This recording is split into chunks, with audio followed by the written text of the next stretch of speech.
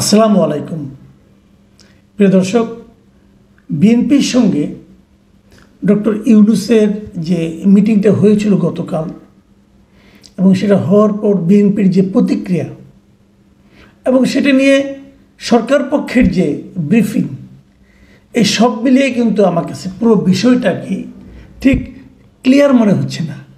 সবাই যে একইভাবে চিন্তা করছেন, একই লাইনে হাঁটছেন, একই ধরনের ভবিষ্যৎ আমাদের জন্য দেখাচ্ছেন, আমার কাছে কিন্তু সেরকম মনে হচ্ছে না। আমি একটা দ্বিধায় পড়ে গেছি। দ্বিধাটা কোথায় সেটা বলি। প্রথমত হলো যে জিনিসটা বিএনপির যে চাওয়াটা, এই চাওয়াটা ঠিক কি বেঠিক। বিএনপি কী চেয়েছে? তারা চেয়েছে যে ডিসেম্বরের মধ্যে নির্বাচন হতে হবে। তারা ডিসেম্বরের মধ্যে নির্বাচন চায়। ডিসেম্বরে নির্বাচন না হলে কি হবে তারা কিন্তু আবার তা বলেনি, সফটলি বলেছে ডিসেম্বরের মধ্যে নির্বাচন চায় এবং বের হয়ে এসে আবার কঠোর ভাষায় বলেছে যে তারা এই কথাতে কিছুমাত্র সন্তুষ্ট নয়। তো ভেতরের মোলায়েম ভাব, বাইরে এসে কঠোর ভাব কেন? তাহলে কি বাইরের এই কথাগুলো সে তাদের যারা কর্মী সমর্থক আছে তাদেরকে উদ্দীপ্ত রাখার জন্য বলছে? এইটা কিন্তু একটা প্রশ্ন। আমি অনেকগুলো অপশন আপনাদের সামনে আজকে এটা নিয়ে তুলে ধরতে চাই।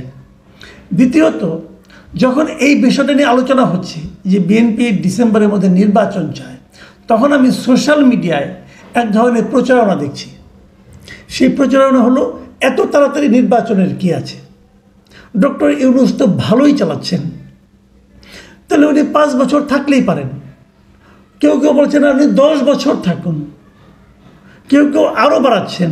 কিন্তু একটা জিনিস তারা মাথায় রাখছেন না যে ডক্টর ইউনূস কোনো অমর ব্যক্তিত্ব নন।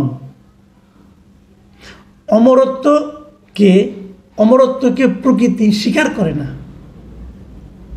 আল্লাহও স্বীকার করেন না। মানুষকে একসময় চলে যেতে হয়। তো 10 বছর যদি হয় তখন ওনার বয়স হবে 94। 94 বছর বয়সে হয় না রে ভাই, তখন তো মানুষ কাপড় চোপড়ই ঠিক রাখতে পারে না। কাজে এটা হয় না। এভাবে আবেগ দিয়ে দেশ চালানো যাবে না। আবেগ দিয়ে ক্ষমতা কে থাকবে না থাকবে সেটাও নির্ধারণ করা যাবে না, এটা ঠিক না। আবার আরেকটা কথা, যারা বলছেন যে উনি 3 বছর থাকুক অথবা 5 বছর থাকুক, তারা কিসের ভিত্তিতে বলছেন সেটাও ক্লিয়ার না। তারা বলছেন জনগণ চায়, উনি নিজে চান, কোনো সন্দেহ নাই। এখন উনি কি সকলের মতটাকে পড়তে পেরেছেন? গণতন্ত্রের সকলের মত পড়ার একমাত্র পদ্ধতি হচ্ছে নির্বাচন। ঠিক আছে, যদি ডক্টর ইউনূস সাহেবে এই সরকার চালানোর জন্য সবচেয়ে যোগ্যতম ব্যক্তি হন, তাহলে নির্বাচন করুন, কোনো আপত্তি তো নাই। উনি যে কোনো একটা আসন থেকে নির্বাচন করুন। উনি যদি পাশ করেন তখন ওনার একটা দল থাকলে ওই দল যদি পাশ করে উনি প্রধানমন্ত্রী হতে পারবেন। যে আকাঙ্ক্ষাটা আবার সার্জিস আলম করেছে, তার নাকি জীবনে একটা অতৃপ্ত আকাঙ্ক্ষা, ওনার জীবনে একটা আকাঙ্ক্ষা, বিশাল আকাঙ্ক্ষা, উনি একবার দেখে যেতে চান যে উনি একটা রাজনৈতিক সরকারের প্রধান হবেন। সার্জিস আলমের আকাঙ্ক্ষা বাস্তবায়িত হতে পারে। তাহলে দেখুন, এই যে 5 বছর তত্ত্ব, এই তত্ত্বটা আসলে প্রথমে কোথা থেকে আসলো একটু মনে করে দেখুন তো। এটা আমরা প্রথম শুনলাম ধর্ম উপদেষ্টার কাছে। ধর্ম বিষয় যিনি উপদেষ্টা, তিনি একবার একটা থিওরি দিলেন যে যেহেতু হাসিনা সরকার 2024 জানুয়ারিতে ইলেক্টেড হয়েছিল, তো তারা যদি 5 বছর, তাদের যতদিন মেয়াদ, 2029 জানুয়ারি পর্যন্ত, সেই সময় পর্যন্ত এই সরকারের মেয়াদ থাকবে, এরকম একটা থিওরি উনি দিলেন।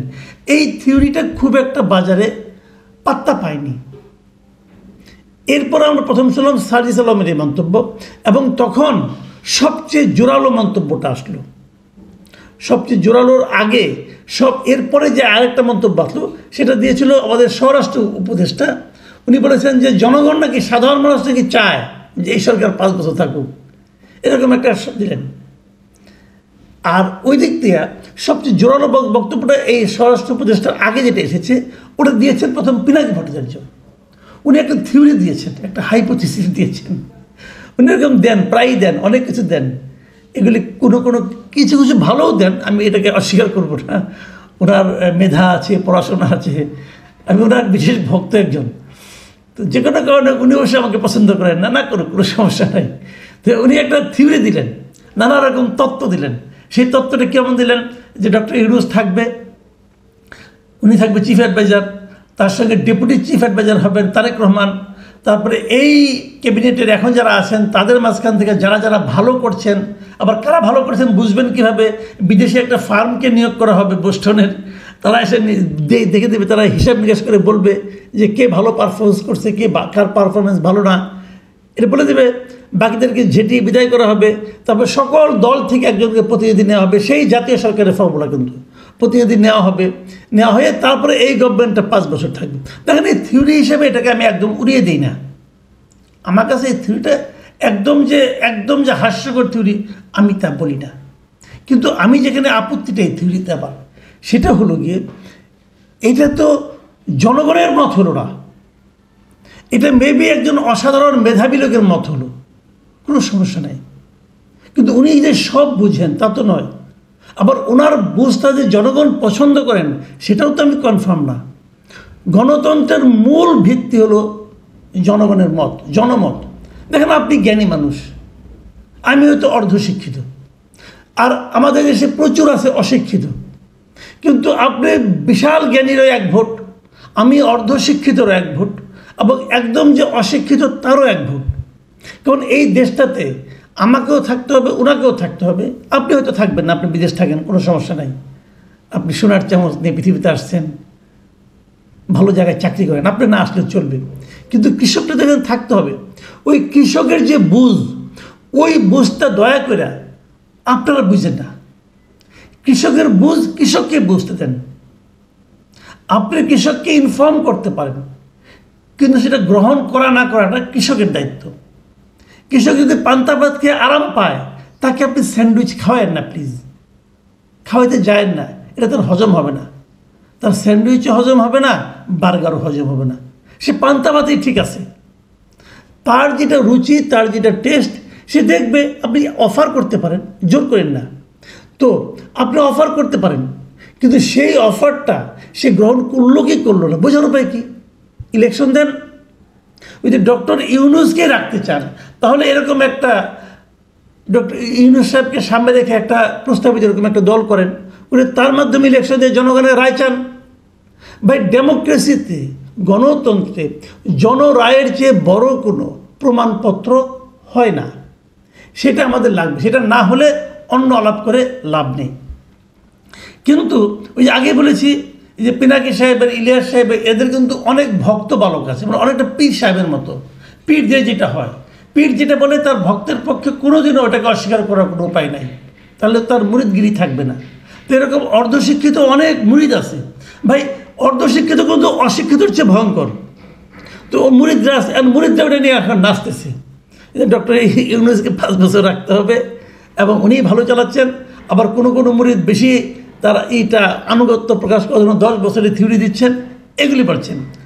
এটা চলছে এখন আমার প্রশ্ন হলো, এর বিপরীতে তারা বলছে আমরা কি কেবলমাত্র একটা নির্বাচনের জন্য সরকারের পতন ঘটিয়েছি।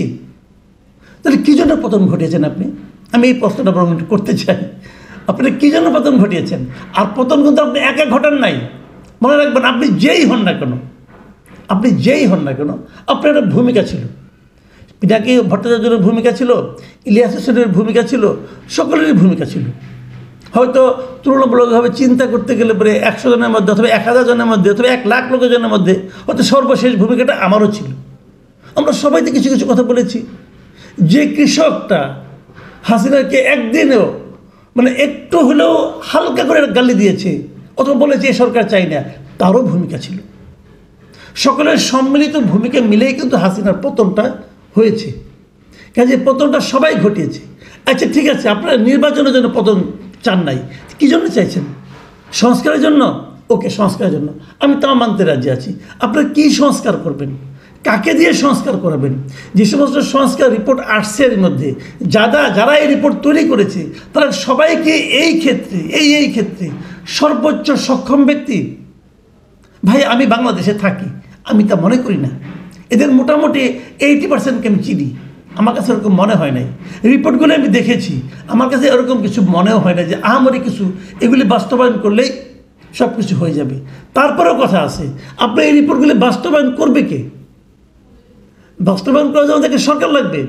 যে সরকার আসবে আগামীতে, যদি সেই সরকার এগুলি বাস্তবায়ন করতে, সেই সরকারের যারা প্রতিনিধি আছে, যারা সেই সরকারের মাধ্যমে যারা নাকি নির্বাচিত হবে জনগণের কাছ থেকে, সেই জনপ্রতিনিধিরা, তারা যদি এটা মানতে রাজি না হয়, আপনি বলবেন তাদেরকে যে অঙ্গীকার করিয়ে নেওয়া হবে। আপনি কি এখন শিওর যে ওই দল, আপনারা তো ওটাও চাচ্ছেন, আপনারা তো ওটাও চাচ্ছেন যে দলের সিদ্ধান্তই চূড়ান্ত না, জনপ্রতিনিধিদের সিদ্ধান্ত চূড়ান্ত, এই 70 অনুচ্ছেদ বাতিল চাচ্ছেন আপনি। তাহলে দল আজকে অঙ্গীকার করলো, কিন্তু তার প্রতিনিধিরা যদি না মানে, তাহলে কেমন করে পাশ করাবেন ভাই? এই সমস্ত হলো ইউটোপীয় কথাবার্তা, যে সংস্কার আগে তারপরে নির্বাচন, এগুলো মানে জাস্ট ইউটিউবে কথা, মানে কিছু একটা বলতে হবে, বলার জন্য বলা, এগুলো কোনো অর্থ বহন করে না। এবং এই সমস্ত বিদেশি নাগরিক যারা বিদেশ থেকে এসে, আমেরিকা থেকে এসে, আমেরিকা 20-25 বছর ধরে থাকে, তারা আমেরিকা থেকে এসে আমাদেরকে সংস্কার করে দিবে আর তার ফর্মুলায় আমি চলবো, এটা হয় না রে ভাই। সে সকালে পান্তা ভাত খায়, সে কি বুঝবে আমাদের সম্বন্ধে, আমাদের মন মানসিকতা রুচি সে কি জানে? সে তো এই দেশ থেকে বিচ্ছিন্ন হয়ে গেছে নিজ দায়িত্বে, ওটা তো চয়েস, বাই চয়েস সে আমেরিকার নাগরিক, তাদেরকে জোর করে আমেরিকার নাগরিক বানায় নাই। তার মানে সে এই দেশকে ত্যাগ করে, এই দেশের নাগরিকত্বকে অবহেলা করে, উপেক্ষা করে, অথবা এটাকে নিষ্ক্রিয় করে সে ওটা সে নাগরিকত্ব নিয়েছে। সে এই দেশকে সম্পূর্ণ ভালোবাসে না, সে আংশিক ভালোবাসার ভান করে। এই সমস্ত অভিনেতাদের আমার দরকার নাই, পরিষ্কার কথা, আমার দরকার নাই। এদের সংস্কার আমি মানি না, এবং এদের সংস্কার দেশের অনেকেই মানে না। ডক্টর ইউনূস তাদেরকে ভালোবেসে নিয়ে আসছেন, ডক্টর ইউনূস এই কাজটা খারাপ করেছেন। তারপরে আপনারা বলছেন উনি তো ভালোই চালাচ্ছেন। আপনি কী ভালো চালাচ্ছেন ভাই? আমি একটা ভালো উদাহরণ দিই। গত 4 মাসে সয়াবিন তেলের দাম 2 দফা বেড়েছে। প্রথম দফায় 7 টাকা প্রতি কেজিতে, দ্বিতীয় দফা লিটারে 14 টাকা। কেন বেড়েছে? সারা দুনিয়ায় কি এই রেটে বাড়ছে? তো খবর নেন। এই ভালো চলছে, ওই বলে বলে বেশি দিন চালাতে পারবেন না। ওই যে হুজুকে, যে আপনার মুরিদরা বলবে হ্যাঁ খুব ভালো চলছে, খুব ভালো চলছে, যারা বাজার করে, বাজারে যায় প্রতিদিন, তারা জানে কি ভালো চলছে, কোন ক্ষেত্রে ভালো চলছে বলেন না, বলেন কোন ক্ষেত্রে ভালো চলছে? আইন শৃঙ্খলা ভালো চলছে, বিনিয়োগ বেশি আসতেছে, উন্নয়ন বেশি হচ্ছে। আমরা কি উন্নয়ন নিয়ে অনেক চিলাচিলি করতাম, যে উন্নয়ন বলে তসবির টিপো, আমিও বলতাম উন্নয়নের উন্নয়ন এবং গণতন্ত্র পরস্পরের বিকল্প না, এটা আমরা বলতাম। তাহলে এখন সংস্কার আর গণতন্ত্রকে পরস্পরের বিকল্প? তাও তো হইতে পারে না। গণতন্ত্র সবচেয়ে আগে, আর উন্নয়নকে আমরা এত থেকে ঘৃণা করছি, সেই উন্নয়ন কি দরকার নাই রে ভাই? দরকার তো আছে। হচ্ছে কোনো উন্নয়ন কর্মকাণ্ড এখন? একটা দেখান তো কি উন্নয়ন কর্মকাণ্ডগুলো হচ্ছে, যেগুলি হাসিনা আমলে চলছিল সেগুলো তো আমরা অনেকগুলো শেষ করতে পারেন নাই, আটকে আছে। তাহলে ওগুলো বলে লাভ নাই। সবচেয়ে বড় কথা হলো ডেমোক্রেসি চাই আমরা। আগে ডেমোক্রেসি, তারপর আপনি সংস্কার করেন, তারপরে আপনি উন্নয়ন করেন, তারপরে আপনি সব করেন। আর এই থিওরি যারা দিয়েছেন প্রথম, যে 5 বছরের থিওরি, ওনাকে 5 বছর থাকতে হবে, না থাকলে দেশ উচ্ছন্ন যাবে, হ্যান যাবে, ত্যান যাবে, এই থিওরি যারা দিয়েছেন তাদের মতলবটা আমরা আসলে একটু বোঝার চেষ্টা করব। আজকে অনেক লম্বা হয়ে গেছে, আজকাল বলবো না, আগামী দিন তাদের এই মতলবটা কী, কেন তারা এরকম করছেন, সেটারও একটা কারণ কিন্তু আছে। সেটা নিয়ে আমি আমার মতো করে ব্যাখ্যা করব, ভালোটা না লাগা আপনাদের ব্যাপার। প্রিয় দর্শক, এখন এ পর্যন্তই। আল্লাহ হাফিজ।